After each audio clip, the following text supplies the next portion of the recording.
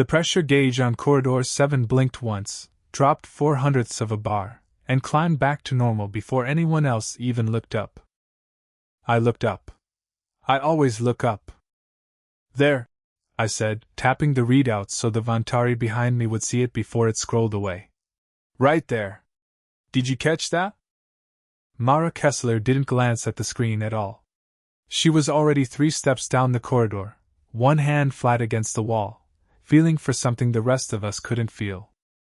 Cold spot, she said. 8 meters that way. The seal's sweating. I am Serath Voa, overseer of Halvorn Deep, and I have spent 11 years listening to engineers tell me about sweating seals. Ice moon stations always sweat somewhere. Austral is a ball of ancient water ice wrapped around a rock core, and we had drilled 400 meters into her to reach the volatile gas pockets that paid for this station's existence. Everything sweats. Everything creaks. You learn not to flinch at every groan the moon makes in her sleep. It's within tolerance, I told Mara, glancing at the number that had already returned to its resting green. The system corrected itself. The system corrected the symptom, she said. Not the cause.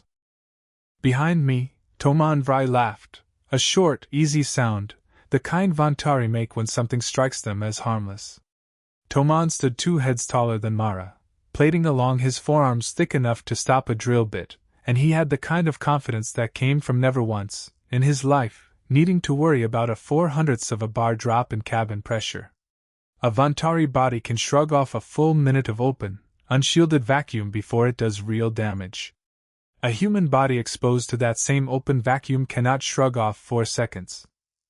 You people worry about air the way we worry about gravity wells, Toman said, not unkindly. It's always there. It always comes back. Mara didn't answer him. She rarely did, when the comment wasn't really a question.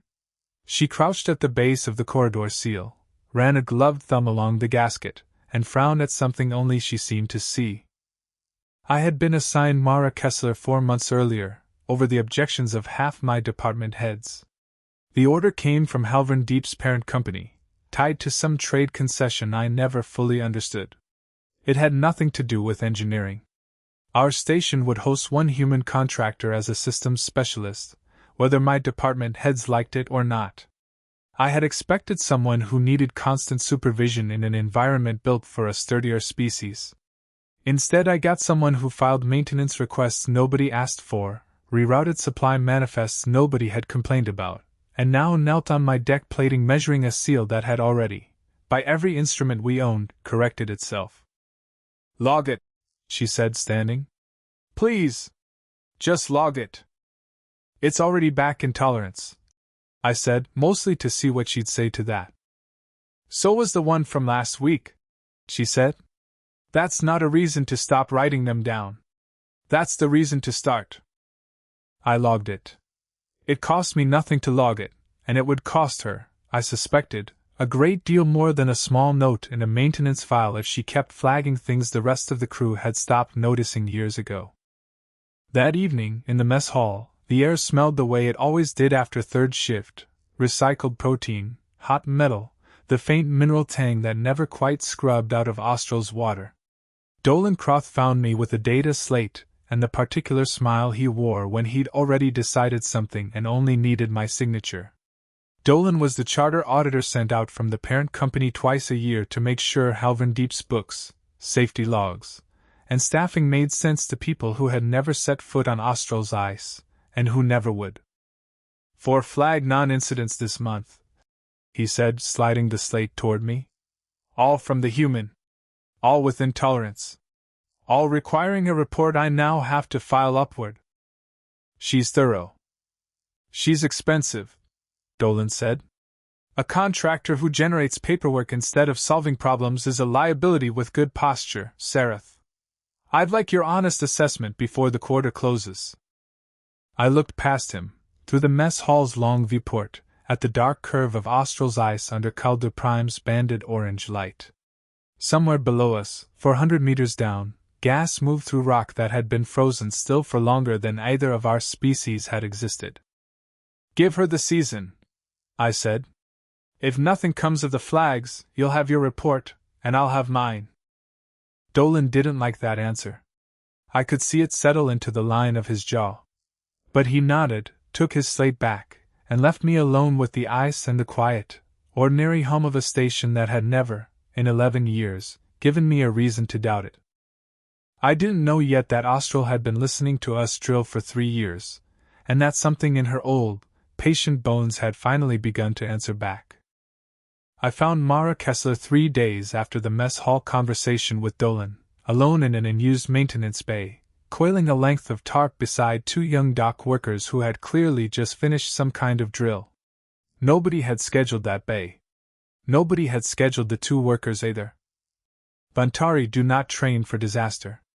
We train for endurance. It is the same instinct pointed in 2 different directions, and until that moment I had never really noticed the gap between them. Our children grow up on stories of the first colonists who crossed the Calder Belt alone, in ships built for one body and one will, surviving cold and hunger through sheer refusal to stop moving. We measure a person's worth by how much they can carry without help. Asking for support, on Austral, has always carried a faint whiff of failure. Mara Kessler did not seem to carry that instinct at all. I learned the rest of it slowly, the way you learn most things about a person who doesn't talk about herself.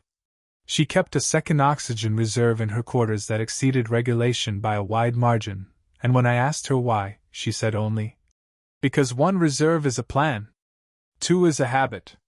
The 2 workers in the bay were twins, barely out of their apprenticeships, Vesa, and her brother Elon, and Mara had spent 3 unpaid-off shifts teaching them how to seal a breach using nothing but a tarp, foam sealant, and a countdown they said aloud together so either one froze.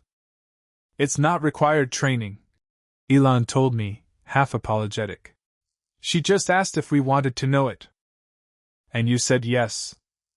"She said the drill takes 4 minutes to learn and you only get to need it once," Vesa said. "That seemed like good odds."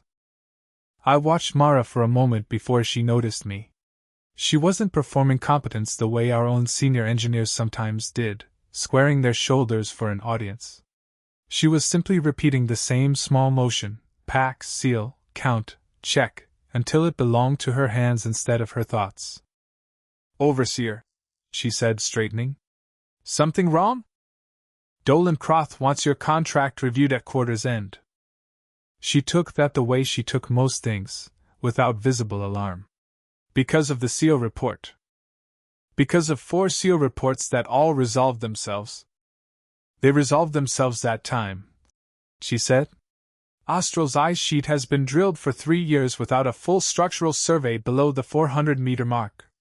Every one of those pressure events happened near a joint we haven't inspected since the second expansion. I'm not saying something's wrong. I'm saying nobody's checked, and the not checking is the actual problem."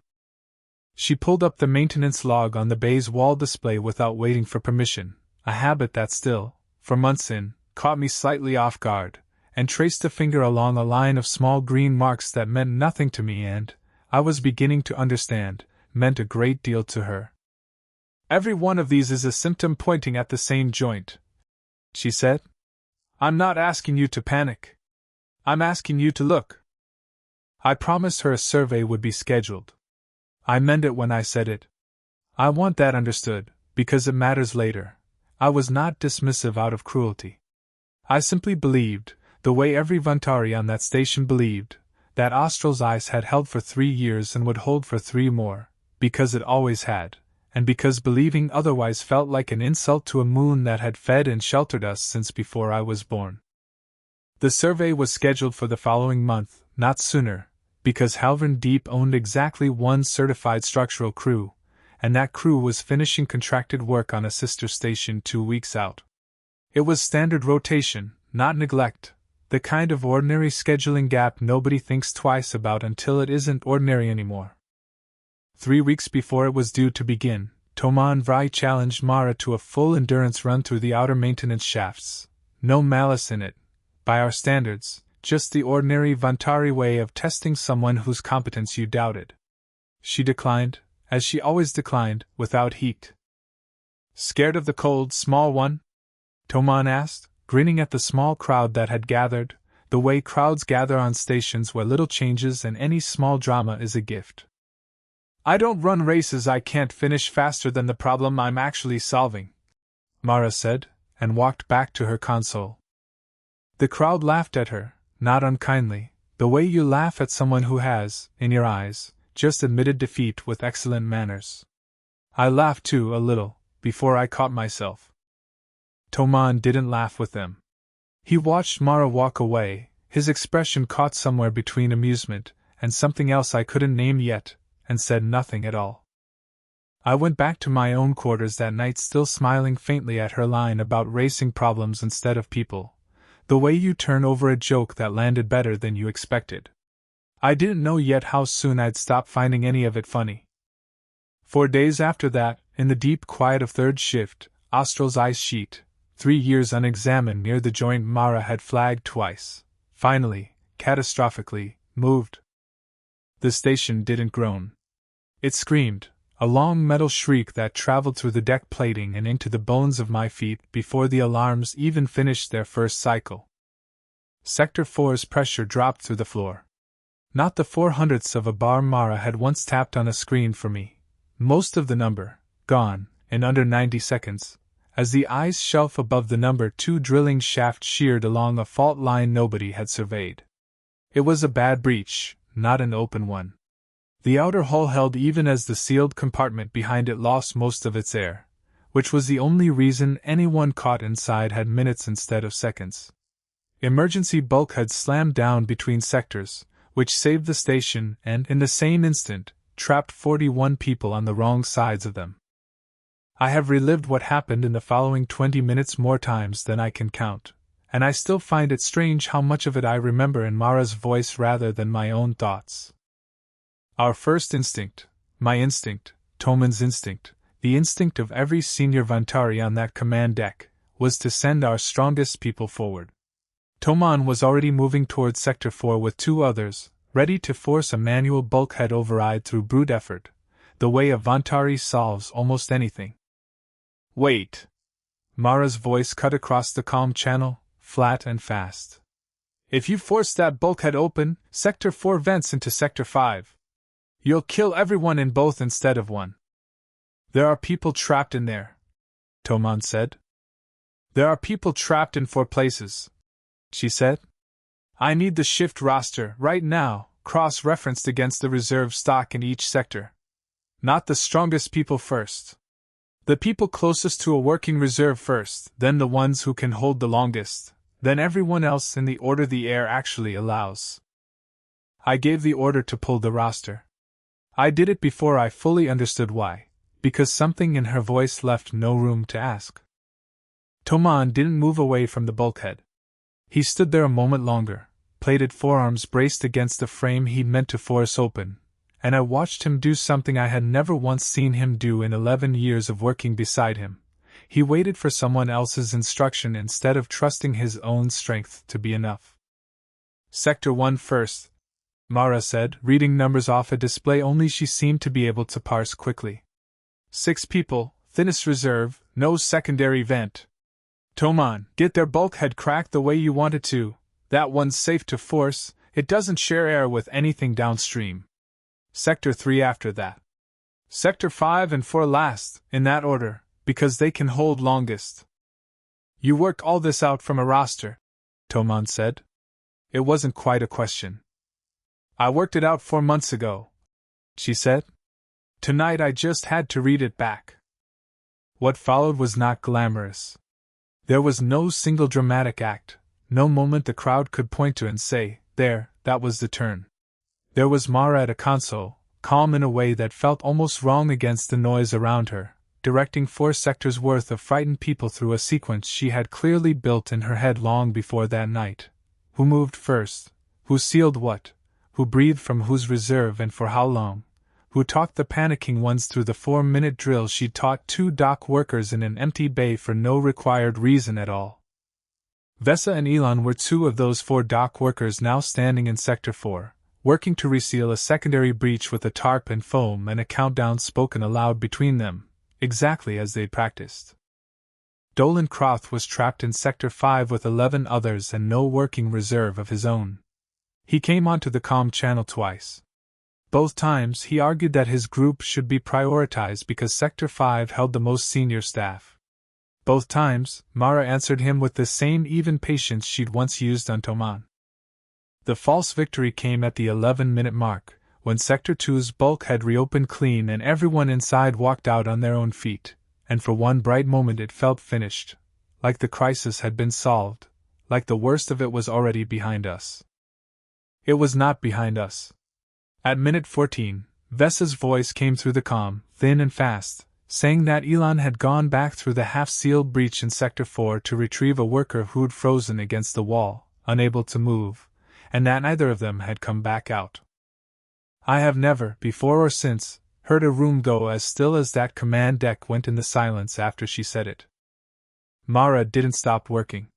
That is the part one still think about, not that she felt nothing, because I watched her hands and they were not steady, but that she kept moving anyway, rerouting a reserve line towards Sector 4's last working vent, buying 2 people she couldn't see and might already have lost every extra second the system had left to give. Toman moved to her side without being asked, reading the schematic over her shoulder, calling out valve positions faster than she could reach them herself.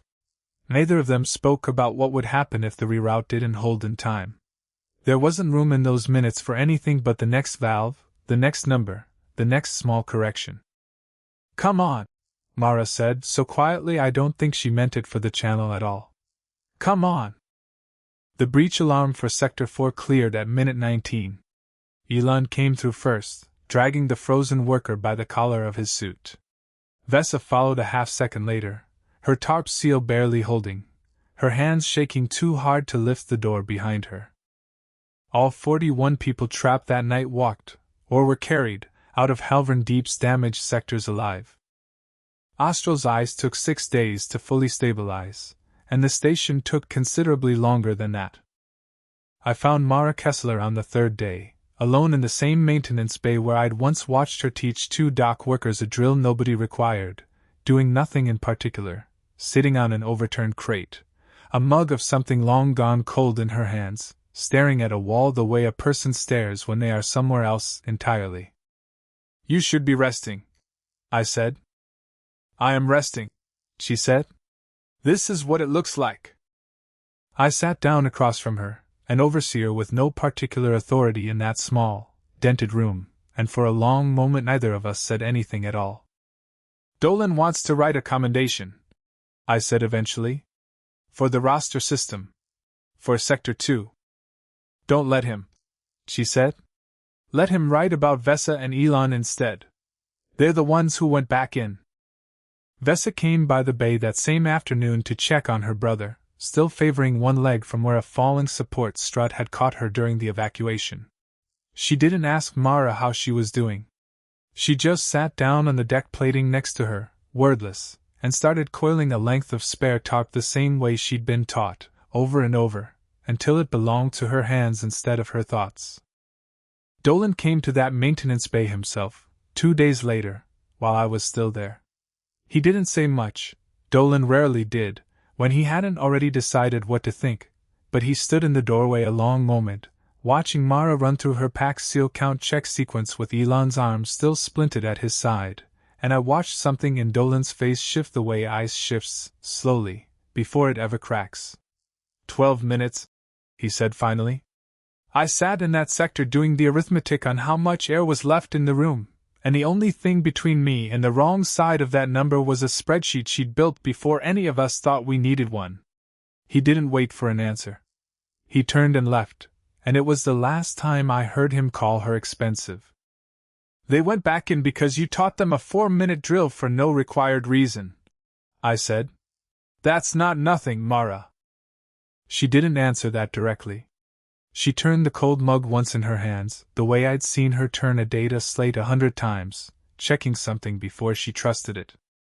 "Where I come from," she said finally, "the ground doesn't always ask permission before it moves." She didn't finish the thought. She didn't need to. She just turned the mug over once more in her hands and set it down. "We don't train for that," I said. It cost me something to say it plainly, but it needed saying. She didn't answer that either. She just nodded once, and went back to watching the wall. Word of that night traveled through Halvorn Deep the way water finds every crack in old ice, slowly, then all at once. Nobody called it luck this time. There was no single dramatic strike to credit to chance, no clean story anyone could shrink down into a rumor and hand off to someone else. There was only a roster, a sequence, a countdown said aloud between two frightened dock workers, and 41 people who went home to their families because of an order built quietly, months in advance, by someone the station had spent a season laughing at. Dolan Crotha's final report to the parent company, filed at the end of that quarter, did not recommend reviewing Mara Kessler's contract. It recommended that every station in the Calda Belt adopt a version of what she'd built, and that human contractors be sought specifically for crisis logistics roles going forward. I read it twice before I believed it was truly his. It also carried a second finding, buried in an appendix nobody outside engineering would likely read. The delayed structural survey, completed at last in the days after the collapse, had found 2 more unexamined joints along the same fault line, both still stable, either guaranteed to stay that way. I brought that page to Mara myself, and watched her read it twice, the same way I'd read Dolan's report twice, before she looked up. "Then we watched those too," she said like it was the simplest thing in the world, and perhaps, to her, it was. Austral had not finished answering us. She had simply paused. 3 weeks later, a small pressure fluctuation flickered across a gauge in corridor 11, 0.04 of a bar, gone and back before most eyes would have caught it at all. Mara caught it. So this time did I? Neither of us said a word about luck, or fragility, or what a body could or couldn't survive. We simply logged it, walked the corridor together, and found the cold seam in the seal exactly where the numbers said it would be, a small thing, caught early, that never had the chance to become anything larger than a note in a maintenance file. Austral's ice went on creaking beneath us, ancient and indifferent, the way it always had. Mara knelt at the seam anyway, thumb against the cold metal, waiting to see if it would creak again. I knelt down beside her, and waited too.